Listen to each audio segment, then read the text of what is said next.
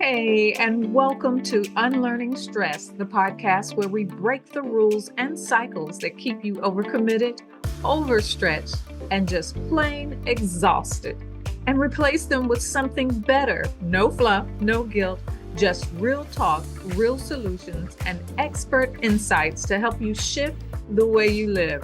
Whether you're here for the first time or you've been with me for a while, you're in the right place. I'm Mischelle O'Neill, your resident emotional wellness coach, and I'm here to help you unlearn the patterns that are wearing you down so you can live with more ease, clarity, and control. Let's get to it. If you're a high achieving woman just like me, I already know one thing about you. I can just about bet you know how to solve problems. You know how to protect the people you love, right? And you know how to power through anything. You know, that saying, get her done, that's your motto. You can get it done. And those instincts have carried you through your career, your leadership, and they've made you strong no matter what it is that you do. But I bet there's something that you're not talking about.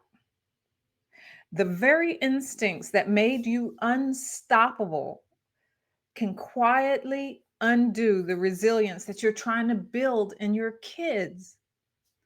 Because when you're always stepping in, always solving it faster than they could, right? Because you've been there, you've done that, you know that, or always protecting them from the discomfort, because no mother loves to see her baby hurt, see them cry, see the pain in their eyes.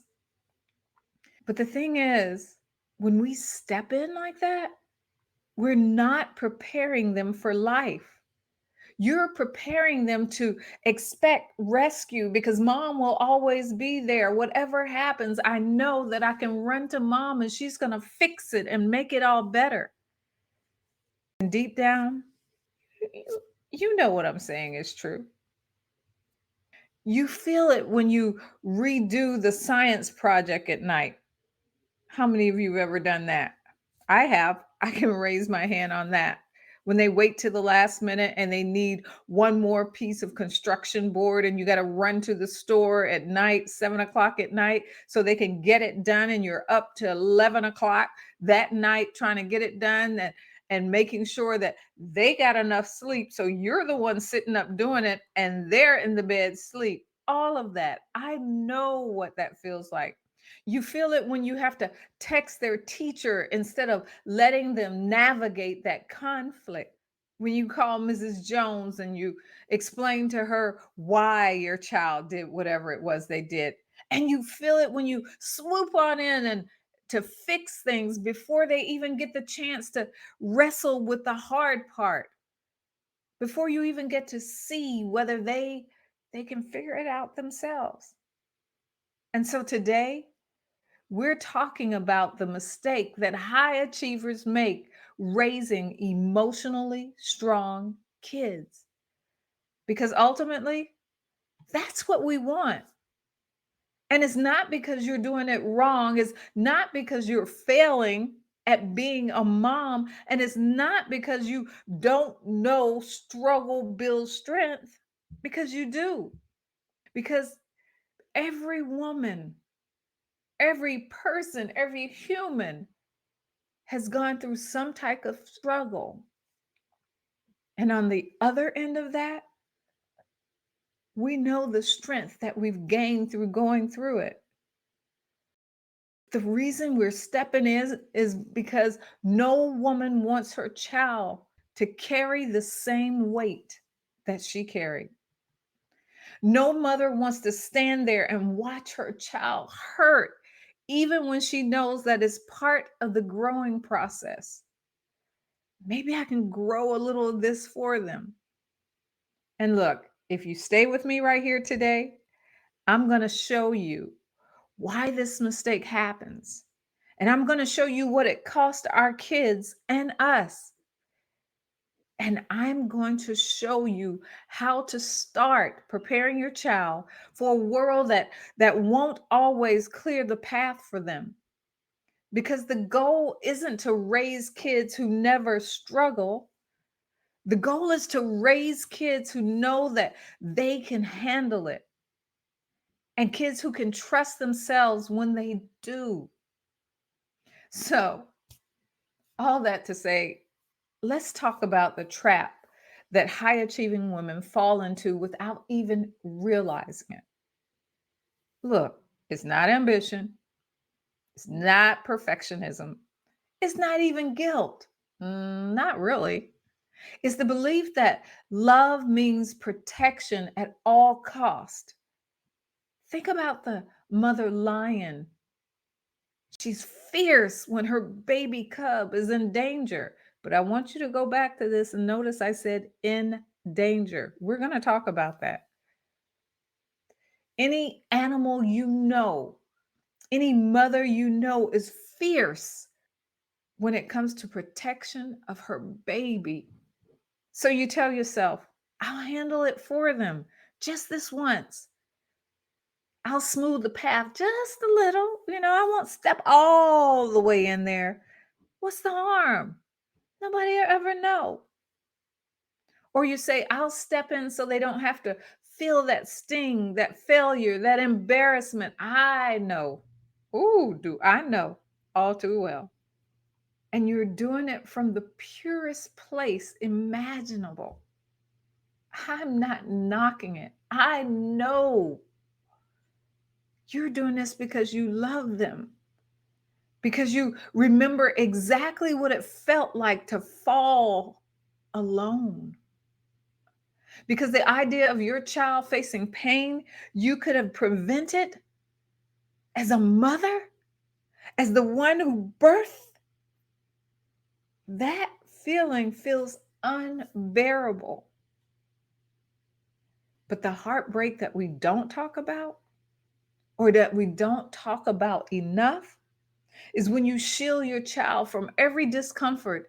You don't protect their future. You interrupt their ability to learn, to reason, to recover, to stand on their own feet. That's what you really want for your child.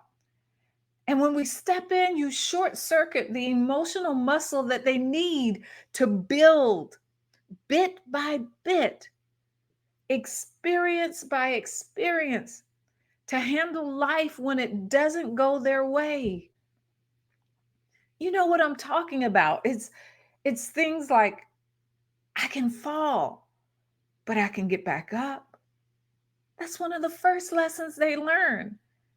And back then, we let them fall physically, didn't we?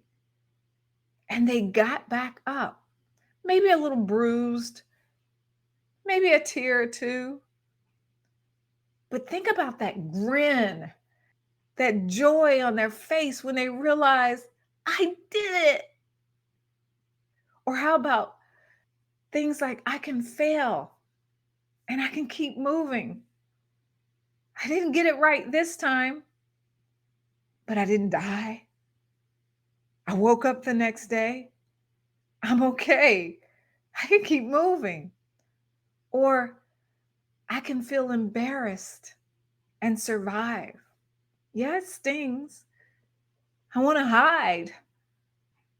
I don't want to have to look at others' face and wonder what they're thinking.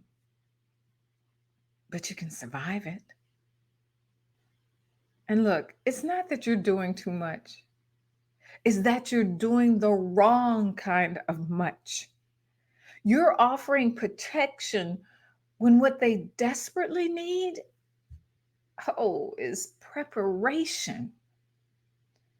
You know how to do the hard things, don't you? I know you do. You know how to rebuild yourself after the disappointment. Girl, how many disappointments have you had in life? And you know how to find a way through when the door slams shut in your face.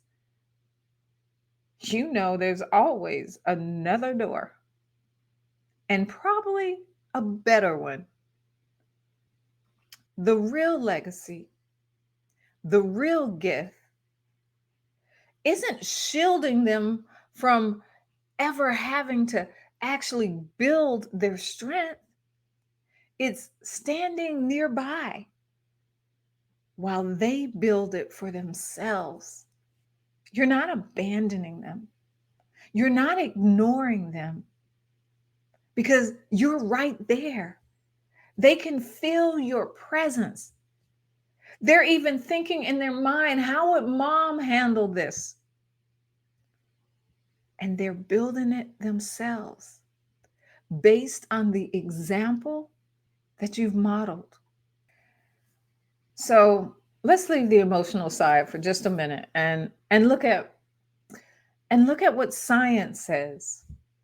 Because I don't want you to think that this is just things that came off the cuff of my brain or things that I'm trying to make you think about because it's what I believe. But this is science based because this isn't just about parenting philosophy. It's about brain development. A child's brain, especially the prefrontal cortex, the part responsible for their decision making, their emotional regulation, their impulse control, well, look, it only grows through experience. And not just success, but things like failure and frustration and problem solving without someone jumping in to rescue them. This is how their brain develops. This is how they become the functioning, emotional, regulated adult that you want them to be. They have to go through the experience to build that muscle. And so when you rush in to fix the hurt, to fix the fallout, to fix the mistake, you're not just taking over that moment, you're taking over the lesson that their brain needed to wire itself for resistance. You teach them without ever saying it out loud that discomfort must be avoided at all cost. That frustration is dangerous. That setbacks are something that they're not strong enough to face. The problem isn't that kids fall apart when things get hard. Falling apart is just part of the development. The real danger is when they never build the internal scaffolding to put themselves back together afterwards. There's a concept in neuroscience called desirable difficulty. It means that optimal growth happens when something is challenging but achievable, when it stretches us just enough to force adaptation, but not so much that it overwhelms us into shutdown. Look, in healthy environments, children are allowed to face those desirable difficulties. They struggle through hard math problems, right? And I hated those word problems. What about you? They work through conflicts with friends. One day, they're not my best friend anymore. And then 2 days later, they're inseparable again, right? And you wonder, I thought they weren't your friend no more. They deal with small failures and realize that these failures aren't life ending. They change day by day.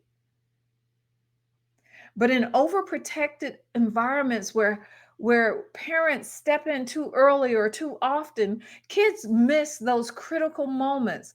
The brain doesn't build the pathways for perseverance. The nervous system doesn't learn how to recover from setbacks. They grow up knowing how to succeed. Yeah, you teach them that, but not how to handle themselves, regulate themselves when they don't. How do they deal with the disappointment of not winning? How do they deal with people talking about them? How do they deal with someone trying to bully them? How do they deal with someone that they love and they feel that they betrayed them? How do they deal with these things? That's the difference between creating a high functioning adult and raising someone who needs constant external regulation to feel okay. Which one of those do you want your child to be?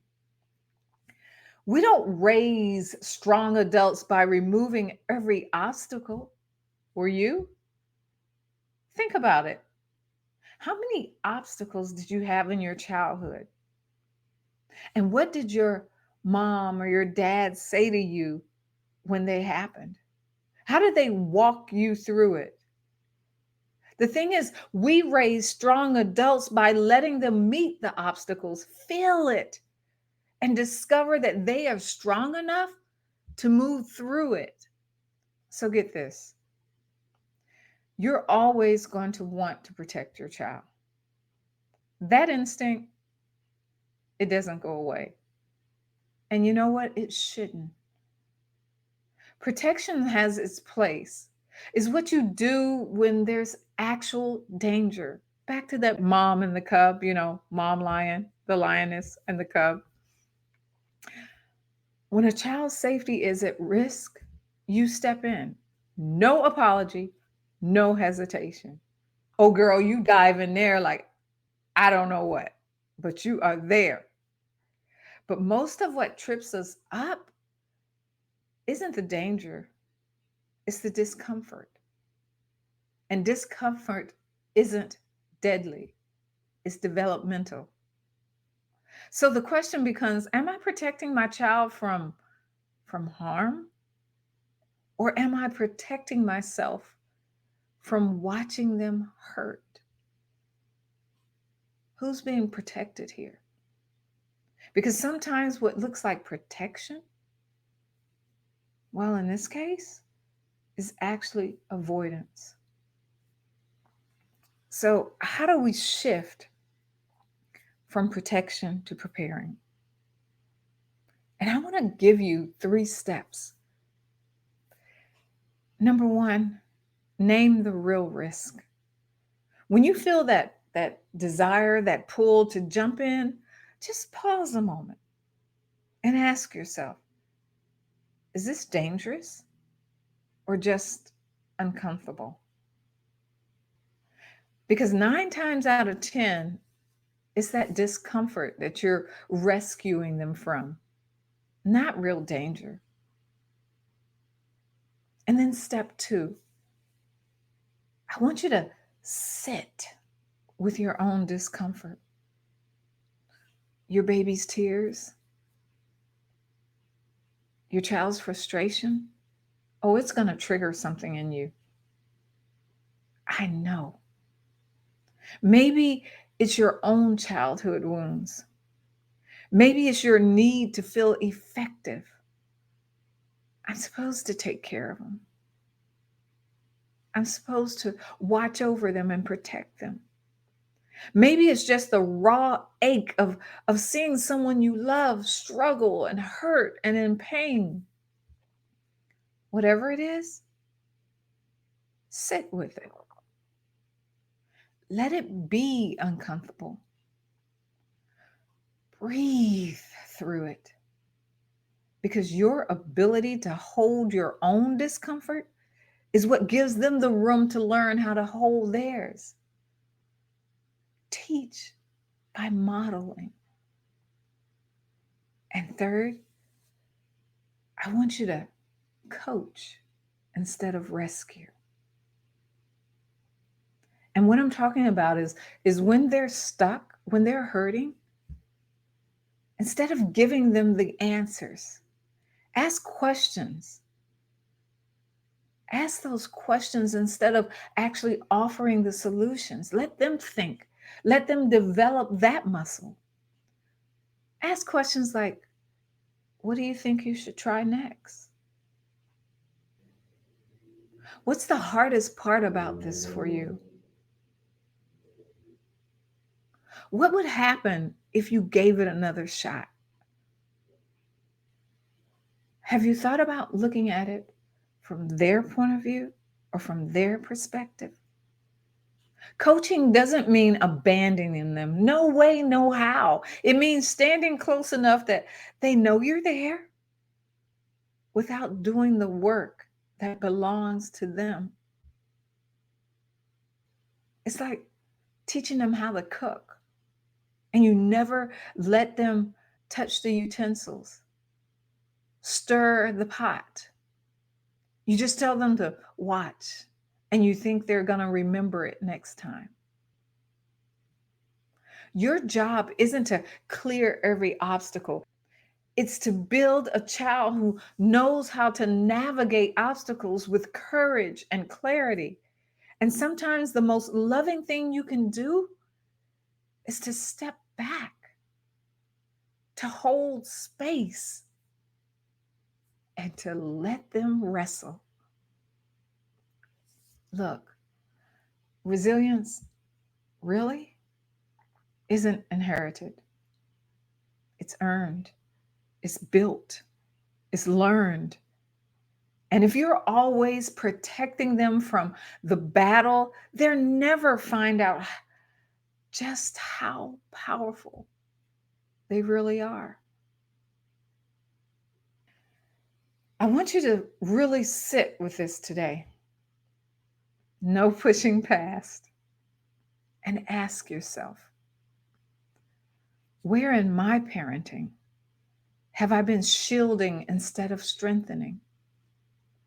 Where have I stepped in too soon? Not because they couldn't handle it, because I really don't know, but because I couldn't stand to watch them struggle. And look, no shame here. We've all been there. We've all done it at some point along the way. So no guilt trip. This isn't about blaming yourself for loving them too much. It's about loving them better, with clarity, with long-term vision, with the courage to let them grow strong, not just safe. You're not failing when you let them wrestle. You're preparing them to lead themselves one day with a groundedness that this world that we live in desperately needs. And look, if this spoke to you today, I want you to stay connected. Go ahead and comment below and tell me what's one small way that you're going to start preparing, not just protecting your child this week. Make sure you subscribe, because every week, most weeks, we're having real needed conversations just like this one. And I don't want you to miss a single one. And if this helped you, look, don't hoard it to yourself, but share it with another woman who needs the reminder that her child doesn't need perfect. They need prepared. And so until next time, I'm Mischelle O'Neill, your resident emotional strategist and an emotional wellness coach. Until next time, take care. Bye-bye. If this episode hits home, don't just push it aside. Lean into it. Subscribe so you don't miss what's next. And connect with me on YouTube, LinkedIn, and Substack, where we go even deeper. Links will be in the comments. And if you're ready to start unlearning the patterns that keep you stuck, keep listening, because real change happens one choice at a time. I'll see you next time. Take care. Bye-bye.